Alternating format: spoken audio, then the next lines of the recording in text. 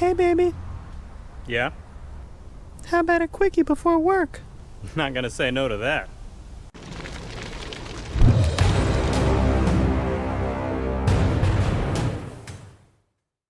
What's going on, everybody? Yes, this will be a quickie video because I wanted to go over something real quick just to show you how to do a simple thing that I've already talked about in a much longer video, but I'm going to make it its own video for itself just so it's easy to find in case you have the same issue.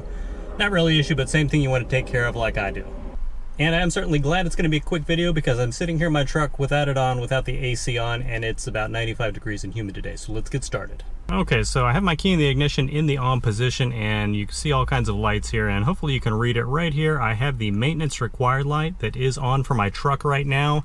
This is the light that is reset when you get an oil change, and it's the truck's computer is programmed to have it come back on after 5,000 miles, pretty much just reminding you to get an oil change. But if you're in a situation like me, where you are going longer than 5,000 miles in between oil changes because you're using an extended performance oil like I am, it's kind of annoying having this on for about the past few hundred miles, so I'm going to go ahead and show you how to turn that off.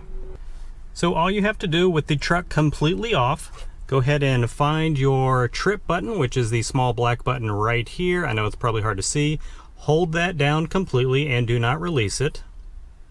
Once you are holding that like I am, you are going to put the key into the ignition and turn it into the on position, which is the second slot. Do not actually turn the truck on.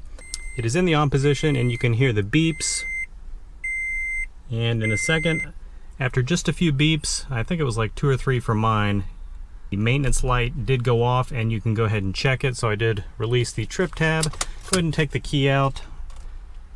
Put it back in, turn it back into the on position, and let's see if it comes on. And it came on just for a second like all the lights do, and it is off. If for some reason you try this and it does not go off, it's probably because you weren't holding down the trip button hard enough. It probably like popped back up. So just start from the beginning again and it should be okay.